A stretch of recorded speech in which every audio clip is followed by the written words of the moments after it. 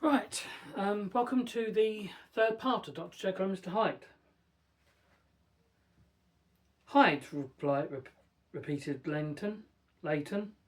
No, I never heard of him. Since my time. That was the amount of information that the lawyer carried back with him to the great dark bed on which he tossed to and fro until the small hours of the morning began to grow large.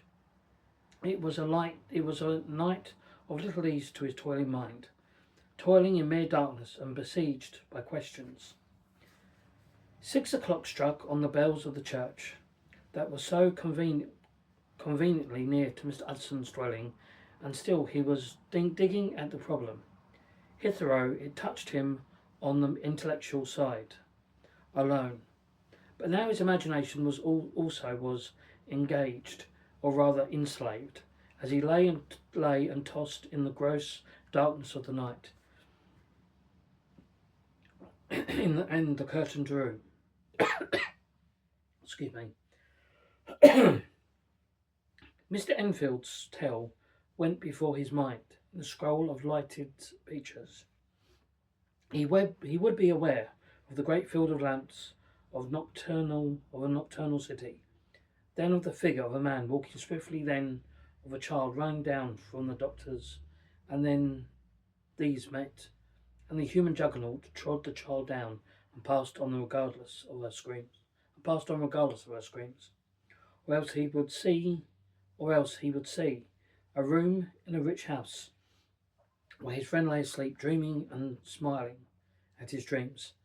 And then the door of that room would be opened, the curtains of the bed plucked apart, the sleeper recalled, and lo, there would be a stand by his side a figure to whom power was given. And even at that dead hour he must rise and do its bidding.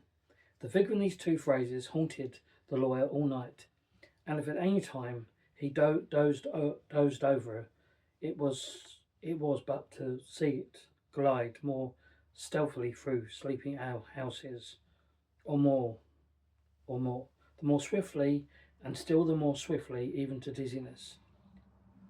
Though through wider labyrinths of lamp-lighted city, and every street corner crush a child and leave her screaming. And still the figure had no one face by which he might know it. Even in his dreams it had no face, or one that baffled him and melted before his eyes. And thus it was there, sprang up and grew a pace in the lawyer's mind, and singularly strong, almost an inordinate curiosity to behold the features of the real Mr. Hyde. If he could but once set eyes on him, he thought the mystery would lighten, and perhaps all roll together away, as was the habit of mysterious things when well examined.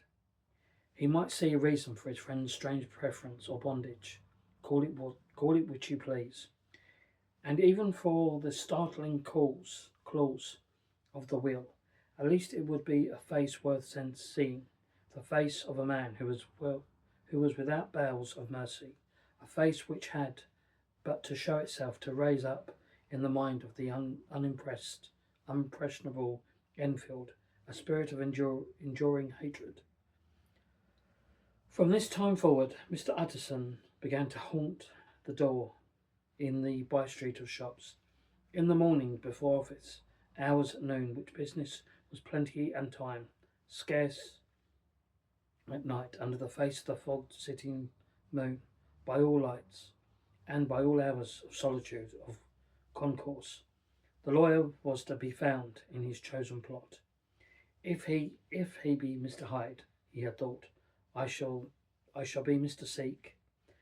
And at last his patience was rewarded. It was a fine dry night, frost in the air, and the streets as clean as a ballroom floor. The lamps unshaken by any wind, drawing regular pattern of light and shadow. By 10 o'clock, when the shops were closed, the by-street was solitary, and in spite of the low growl of London from all around, very silent. Small sounds carried carried far. Domestic sounds out of the houses were clearly audible on either side of the roadway, and the rumour of the approach of any passenger preceded him by a long time. Mr. Utterson had some minutes at his post when he was aware of an odd, light footstep drawing near. In the course of his nightly patrols, he had long grown accustomed to the quaint effect with which the footfalls of a single person, while he was still a great way off, suddenly sprang out distinct from the vast hum and clatter of the city. Yet his attention had never been before so sharply and decisively rested, and it was with a strong superstitious perversion of success that he withdrew into entry of the court. The steps drew swiftly nearer and swelled out suddenly, loud as they turned the end of the street. The lawyer, looking forth from the entry, could soon see what matter of man he had to deal with. He was small and very plainly dressed, and the look of him, even at a distance, was somewhat strongly against the watcher's inclination. But he made straight for the door, crossing the roadway to save time. As he came, he drew a key from his pocket, like one approaching home. Mr. Utterson stepped out and touched him on the shoulder as he passed. "Mr. Hyde, I think." Mr. Hyde shrank back with a hissing intake of his breath, but his fear was only momentarily, and though he did not look the lawyer in his face, he answered coolly enough. "That is my name. What do you want?"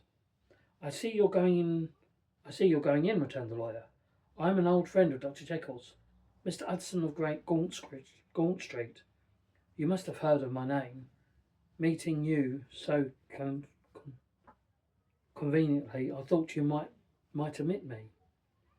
"You did not find Dr. Jekyll. He is from home," replied Mr. Hyde, blowing in the key, and then suddenly, but still without looking up, "How did you know me?" he asked. "On your side, Mr. Utterson. Will you do me a favour?" "With pleasure," replied the other. "What shall it be?" "Will you let me see your face?" asked the lawyer. Mr. Hyde appeared to hesitate, and then, as if upon some sudden reflection, fronted about with an air of defiance, and the pair stared at each other pretty fixedly for a few seconds. "Now shall I know you again, Mr. Utterson?" said Mr. Utterson. "It may be useful." "Yes," returned Mr. Hyde.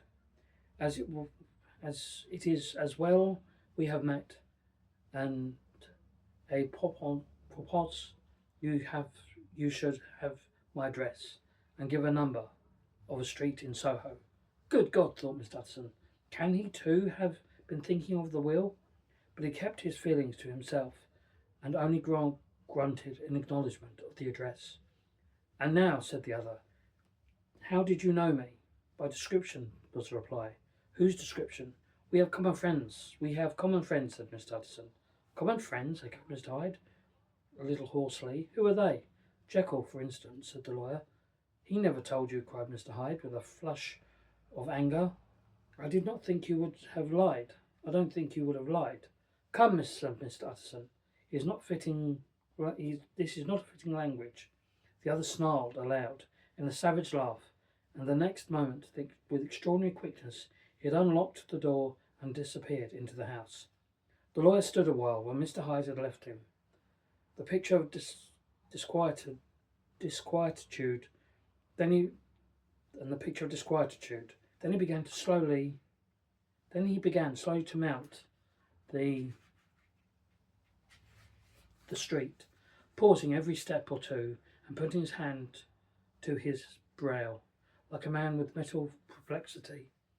The problem he was thus debating as he walked was one of class that is rarely solved. Mr. Hyde was pale and dwarfish. He gave an impression of deformity without any nameable malformation. He had a displeasing smile. had borne himself to the lawyer, with a short, murderous mixture of timidity and boldness, and he spoke with a husky, whispering, and somewhat broken voice. Of all of these, what points were against him, but not all of these together could explain the hitherto unknown disgust, loathing, and fear with which Mr. Utterson regarded him. There must be something else, said the perplexed gentleman. There is something more. If I could find a name for it, God bless me. The man seems hardly human. Something troglodytic, shall we say? Or can it be the old story of Dr. Fell? Or is it the more radiance of foul soul that thus transpires through and transfigures the clay continent? The last, I think, for, oh, my poor Mr. Harry Jekyll, if ever I read Satan's signature upon a face, it is on that of your new friend. Round the corner from the street, by the street, there was a square of ancient handsome houses, now for the most part decayed from the high estate and let in flats and chambers of all sorts and conditions of men, engravers, architects, shady lawyers, and the agents of obscure enterprises. One house, however, seemed second from the corners, was still occupied, entire, and at the door of this, which wore a great air of wealthy and comfort, through it, now plagued in darkness, except for the fanlight. Mr. Utterson stopped and knocked. A well-dressed elderly servant opened the door. Is Dr. Jekyll at home, Paul? Asked the lawyer. I will see Mr. Utterson, said Paul, admitting the visitor, as he spoke into a large, low-roofed, comfortable hall, paved with flags, warmed with the fashion of a country house, by a bright open fire, furnished with constant cabinets of oak. Will you wait here by the fire, sir, or shall I give you a light in the dining room? Here, thank you, said the lawyer, and he drew near, leaned on the tall fender. This hall in which he was now left alone was a pet fancy of his friend and the doctor's and Utterson's himself, was wont to speak of its pleasantest room in London. But tonight there was a shudder in his blood. The face of Hyde sat heavily on his memory. He felt that was rare with him, and a nuance of distaste of life in the gloom of his spirit. He seemed to read a menace of the flickering of the firelight, of the polished cabinets, and the uneasy staring of the shadow on the roof. He was ashamed of his relief when Paul presently returned to announce that Dr. Jekyll was gone out. I saw Mr. Hyde go in by the old dissecting room, Paul, he said. Is that right, when Dr. Jekyll is in from home? Quite right, Mr. Utterson, sir, replied the servant. Mr. Hyde has a key. Your master seems to repose a great deal of trust to the young man, Paul, resumed the other musingly. Yes, sir, he does indeed, said Paul. We have all orders to obey him. I do not think I've ever met Mr. Hyde, asked Utterson. Oh dear, no, sir. He never dines here, replied the butler. Indeed, we have seen very little of him on this side of the house. He mostly comes and goes by the laboratory. Well, good night, Paul. Good night, Mr. Utterson. And the lawyer set out homeward, and with a very heavy heart. Poor Harry Jekyll, he thought. My mind misgives me. He is in deep waters. He was wild when he was young, a long while ago, to be sure, but in the law of God there is no statute of limitations. It must be that, the ghost of some old sin, the cancer of some concealed disgrace punishment, coming, P.D. Claddu, years after the memory has forgotten, and self-love condoned the fault, and the lawyer, scared by the thought, brooded a while on his own past, groping in all the corners of his memory, lest by chance some jack-in-the-box of an old iniquity should leap to light there. His past was fairly blameless. Few men could reach the roles of their lives with less apprehension.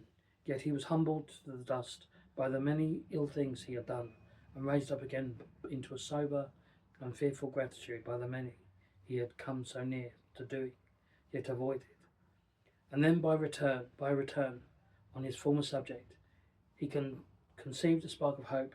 This Master Hyde, if he were studied, thought, must have secrets of his own, black secrets by the look of him, secrets compared to which poor Jekyll's worst would be like sunshine. Things cannot continue as they are. It turns me cold to think of this creature, stealing like a thief to Harry's bedside. Poor Harry, what awakening, and the dangers of it. For if this Hyde suspects the existence of the will, he may grow impatient to inherit. I must put my shoulders to the wheel. If Jekyll's will but let me, he added, if Jekyll's will only let me, for once more he saw before his mind's eye a clear transparency of strange clauses of the will. And part 4 is next week. Bye bye for now.